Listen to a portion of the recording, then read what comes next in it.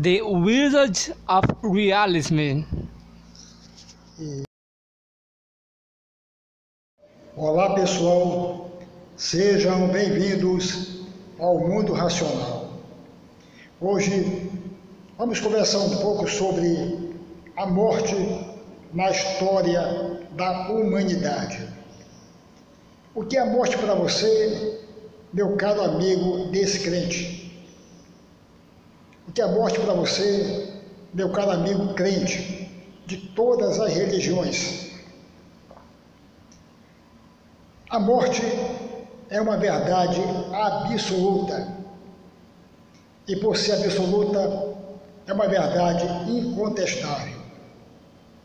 Alguns dizem que é na hora da morte que o homem se revela, que o homem exprime toda a sua intimidade, coloca para fora todas as suas angústias, as suas crenças e os seus medos. Nessa hora, o homem torna-se mais livre, mais aberto, mais espontâneo e mais autêntico. Essa figura assombra toda a nossa existência, desde quando temos consciência de nossa própria finitude. O homem é a única espécie consciente de seu próprio fim. É o homem, não tem outra espécie sobre isso. A morte é um tabu e, como tal, não temos como negar, não temos como evitar. O que podemos fazer é tentar usar os avanços da ciência para melhorar a nossa qualidade de vida e para prolongar a nossa existência, aumentando assim a nossa média de vida. É isso que devemos ter. Quem sabe daqui a milhares e milhões de anos na frente, a humanidade consiga encontrar um meio de evitar a morte. Mas hoje não podemos negar e muito menos evitar. Ela é a nossa companheira. No final do túnel, nós vamos se encontrar com ela. Ela vai estar ao nosso lado o tempo todo a partir dali. E está ao nosso lado agora. Você pode encontrar com ela ao atravessar uma rua, sofrer um acidente. Você pode encontrar com ela ao ser acometido por uma doença terminal. Ela vai estar sempre ao teu lado, cheia de metáforas, com aquela capa preta e com aquela foice em um lado das mãos. Essa é a nossa eterna companheira. Não temos como evitar a morte. Em tempos imemoriais, o homem da pré-história, o que ele fazia? Ele construíam túmulos, faziam rituais, enterravam seus mortos, sempre com ar de inquietude, curiosidade, fascínio e medo. De lá para cá, a morte teve várias mutações, sofreu várias mutações no entendimento de como ela foi encarada pelos nossos ancestrais. Desde a pré-história até os nossos tempos, mudou muito a visão de como encaramos a morte. O primeiro de nossa linhagem a enterrar os mortos foi o homem de Neandertal. Antes dele, o morto era deixado à mercê dos animais. O Neandertal fazia oferendas usando os objetos mais próximos do morto, sendo o mesmo enterrado em cavidades abertas em rochas. Era comum naquele tempo colocar o corpo de cócoras e cobri-lo com pedras. Já o Cro-Magnon colocava o morto em outra posição, geralmente na posição fetal. Mantinha-se as oferendas na fé de que os mortos poderiam levar elas consigo. No Mesolítico era comum as sepulturas ovais. Os mortos eram cobertos por pedras e ornados com materiais feitos de conchas e de dentes de animais.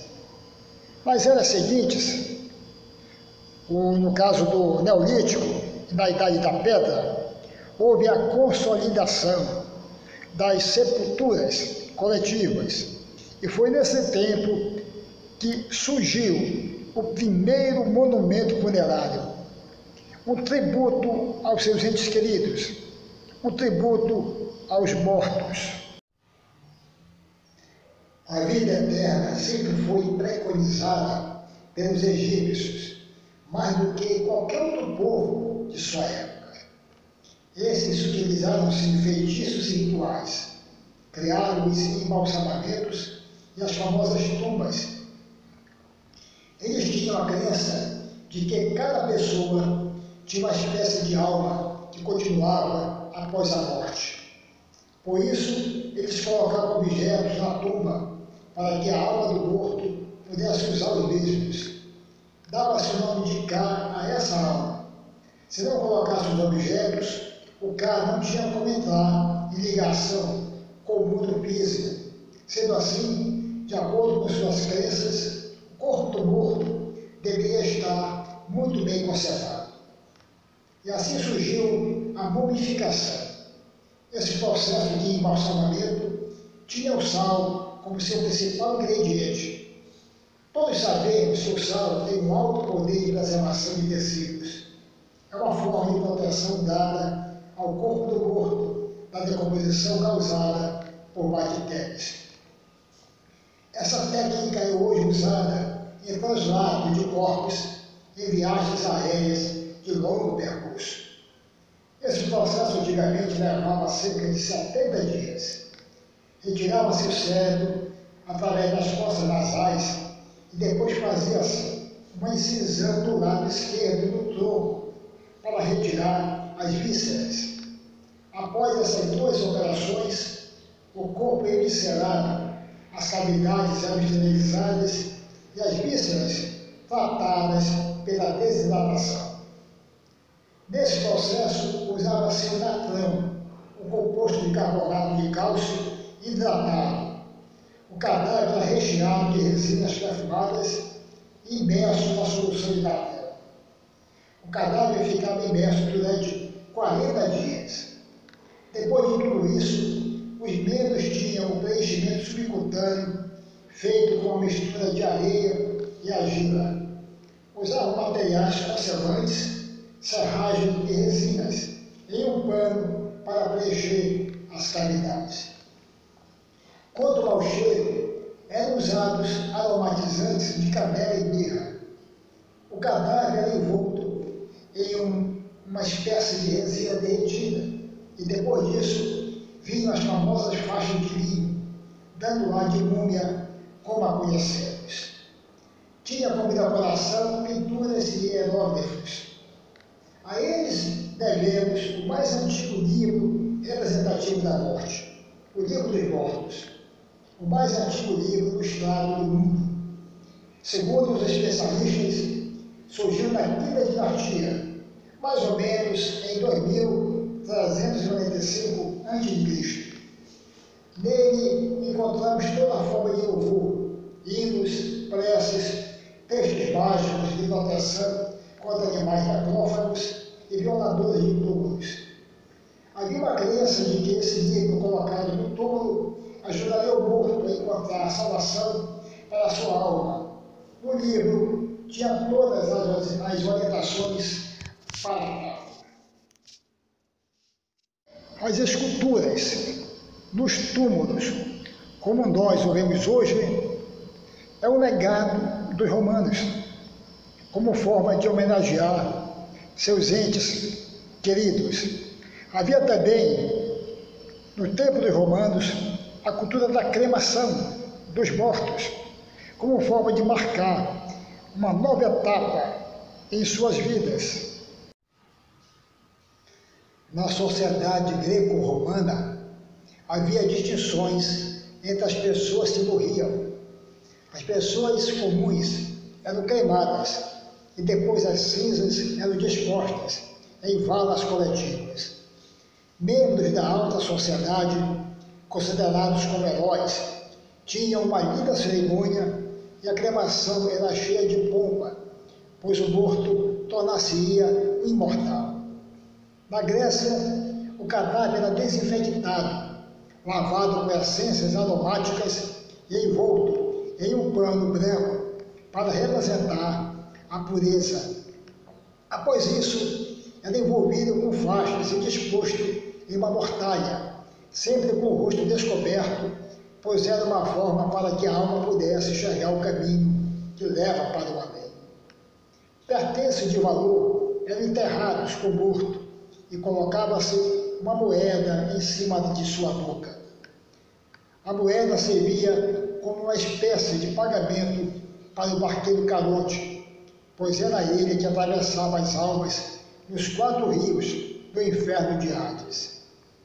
Algumas vezes, próximo ao cadáver, também era colocado um bolo de mel, para que agradasse Cérbero, o cão de 3 cabeças, guardião da porta do inferno de Hades. Os mortos eram expostos em leitos durante 1 ou 2 dias, dentro do cômodo mais importante da casa, sempre com os pés voltados para a porta. Os enterros em Atenas eram realizados antes do nascimento do sol, para que os raios do sol não fossem contaminados pela dor da morte. Presentes no enterro usavam preto, usavam cinza e branco e cortavam seu cabelo como símbolo de dor. Era comum colocar um vaso cheio de cristais na porta da casa do falecido, com o intuito, com a finalidade de absorver a contaminação deixada pela morte. Naquele tempo, os cemitérios eram construídos fora dos muros da cidade. Os mortos eram cremados e suas cinzas recolhidas em uma urna. Os parentes dos mortos tinham-se a cultura de eles tomarem banho de água de mar para retirar todas as impurezas que a morte deixara. Era também comum, naquele tempo, fazer banquetes após o falecimento durante 30 dias. E depois, em cada aniversário de falecimento, fazia-se também banquete para dar vida, entre aspas, ao falecido. Na Idade Média, o sepultamento desenvolveu-se em 2 fases. A Alta Idade Média, que vai do período do século V até meados do século XII, e a Baixa Idade Média, que vai do século XII até o século XV. Nessa primeira fase, o conceito de morte era mais íntimo, era mais familiar, era encarado com bastante naturalidade, até o ponto de um moribundo, sabendo que ia morrer, pedia perdão de seus pecados, se reconciliava com a religião e com seu Deus, para que ele não fosse para o inferno. Se ele não fizesse isso, ele ia queimar nas labaredas do inferno. E isso era um dos maiores medos do homem medieval. Encarava-se a morte com bastante naturalidade, mas, ao mesmo tempo, eles morriam de medo da morte súbita, porque a morte súbita não lhes daria tempo suficiente para eles se arrependerem de seus pecados, se redimirem de seus pecados, se reconciliarem com a sua religião e com o seu Deus. Tudo isso pelos dogmas terríveis da religião que incutiam na cabeça de cada pessoa da Idade Média. Na Idade Média era comum envolver os mortos em um sudário, pois não existiam caixões ainda. Os corpos eram jogados em valas, a maioria das vezes em cima de outros cadáveres, sendo muito deles em adiantado processo de decomposição. Os pobres enterrados no pátio das igrejas e os mais ricos dentro da igreja. Eles acreditavam que os enterrados dentro da igreja estavam protegidos do inferno por seus mártires e santos. Qual é o seu conceito de morte, meu caro amigo crente, meu caro amigo descrente? Coloque nos comentários. Compartilhe com as pessoas a sua visão sobre a morte, sobre essa nossa companheira. Para mim, a morte é simplesmente uma decomposição biológica. É o retorno a ser o que eu era antes de nascer. Isso, para mim, é a morte.